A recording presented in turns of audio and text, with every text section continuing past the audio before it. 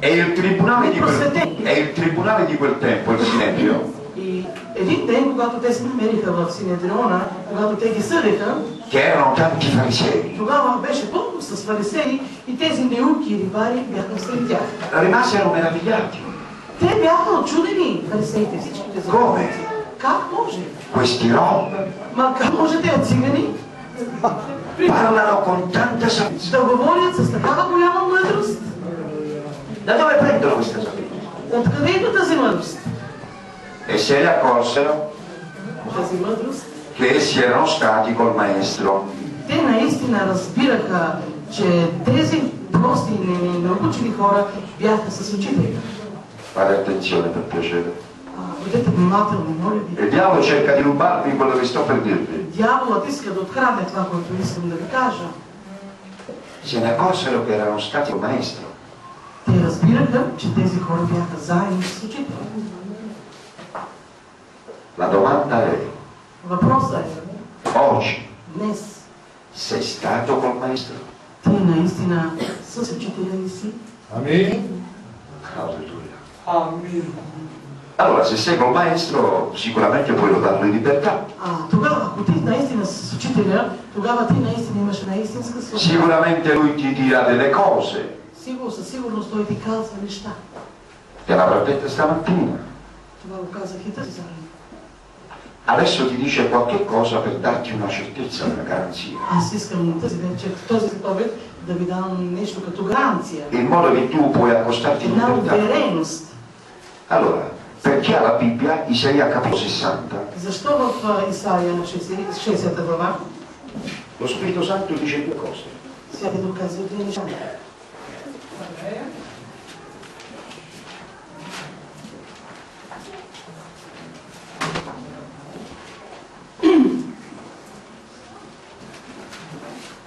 Isaia capitolo 60.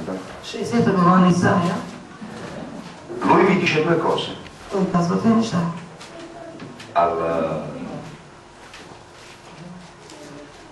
Dal primo verso, От първи стих lui dice, той казва така. vai, leggi fino al verso 3. Стани до трети стих ще четеме, от първия. Стани и свети, защото светлината дойде за теб и славата Господна те усия. Защото ето, тъмнина ще покрие земята и гъст мрак народите, а на тебе ще възсияе Господ. И славата му ще се яви на тебе. Народите ще дойдат при светлината ти, и царете при бляскавата ти зора. Alleluia. Poi vai al verso 6. Нека да отидем в 6 стих, само 6 стих. Anzi, il verso 6. Така камили ще покрият земята ти, млади камили от Мадиан и от Ефа. Всички ще дойдат от Шева, златото камян ще донесат и ще прогласят хваленията Господни. A voi Вие toccherà ще докоснете. la gloria delle nazioni. Наистина вие ще докоснете славата на много нации. A voi, Вие. non agli altri. Не другите, вие. A voi Вие. toccherà Ще докоснете. e spetterà Наистина вие ще. la gloria delle nazioni. Славата на нациите. Alleluia. Ora abbiamo detto che io loderò il Signore in ogni tempo. Че аз ще хваля Господ по всяко време. La sua lode sarà del continuo nella mia bocca. И хвалението за него няма да спира в устата ми, непрестанно. Ma vediamo che la scrittura dice pure, ma voi Вие. sarete chiamati Вие сте повикани. sacerdoti, Вие сте свещеници, Бог ги нарича свещеници. ministri di Dio. Вие сте министрите на Бога. L'Antico Testamento usa la parola sarete. Словото на Бога използва думата ще бъдете. Il Nuovo Testamento, Но в Новия Завет dice voi siete. казва вие сте. Voi siete. Вие сте. Voi siete sacerdoti del Signore. Вие сте свещениците на Бога. E questo non è poco. Но вижте, това не е малко нещо. Voi siete ministri di Dio. Вие сте министрите на Бога. Perché ministrate le cose del Signore. Защото администрацията принадлежи на вас. E questo non è poco. Администрация никак не е малко. Non solo. Не е само това. Ma poi guarda che cosa ha fatto il Signore. Но вижте още Dai какво questa направи cosa. за вас. Scusami, dammi questo. Alleluia. Alleluia. Io quando predico a Roma, predico con gli esempi. Когато аз проповядвам между циганите, наистина... Perché per quelli che non sanno leggere, Защото тези, които не знаят да allora четат, il Vangelo ce lo devo dare con il Luceno. вижте, тези, които знаят да четат, трябва да им дадем посланието на благовестието с лъжичка. Vi faccio vedere questo affinché voi possiate poi entrare nella libertà del Signore. Искам да видите как може да влизате наистина. Лодарно, реално в свободата лодарно. на Бога, да реално. И Parlo fino a scoppiare. да хвалите наистина непресканно, без да спирате. Abbiamo letto qualche verso. Четахме няколко стиха. Numero 1. Първо, Ha detto che ti ha dato la gioia. той казва, че ти даде радост. La gioia. Радост. La gioia. Радост. Non conta la tua condizione, lui ti ha dato gioia. Не гледай на състоянието си, той ти даде радост. Già per questo dovresti farlo.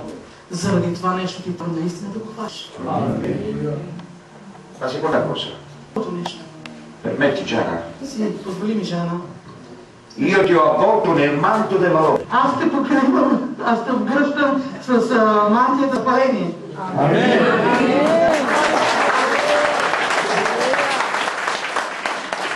Sapete dove siete?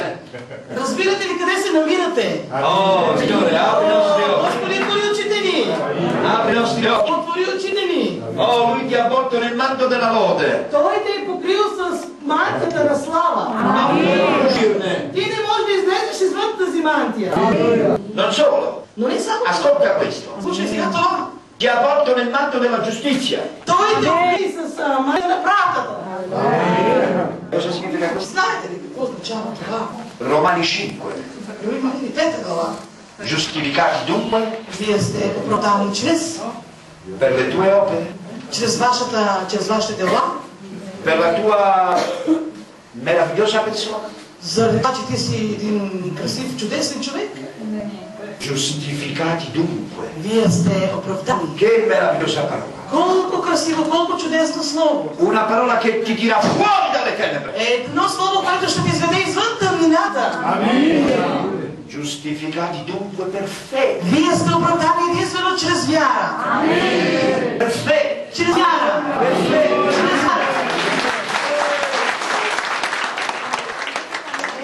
Avete creduto Вие вярвате. alla buona notizia Вие чухте една e добра. si è adempiuta la parola. И сега наистина, понеже чухте това, се изпълва се това слово. Сега. C'è una parola che mi piace di Roma Има едно слово, което ми харесва. ed è stupenda, è come una bomba atomica. Е като една атомична бомба, която избухва. Акана. Акана. Adesso, Сега. Акана. non domani, Не утре. non Dio mi guarirà, Не Господ ще ме изцели. non Dio mi libererà, Не Господ ще ме non остави. quando vorrà il Signore. Не когато Бог желае, когато е. Акана.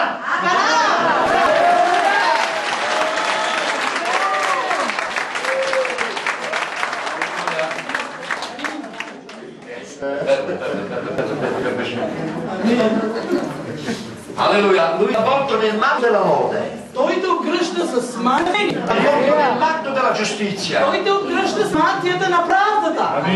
Ascolta questo. Слушай това. Lui ha detto Той каза, che че ти sei си una quercia di giustizia. Ти си Albero.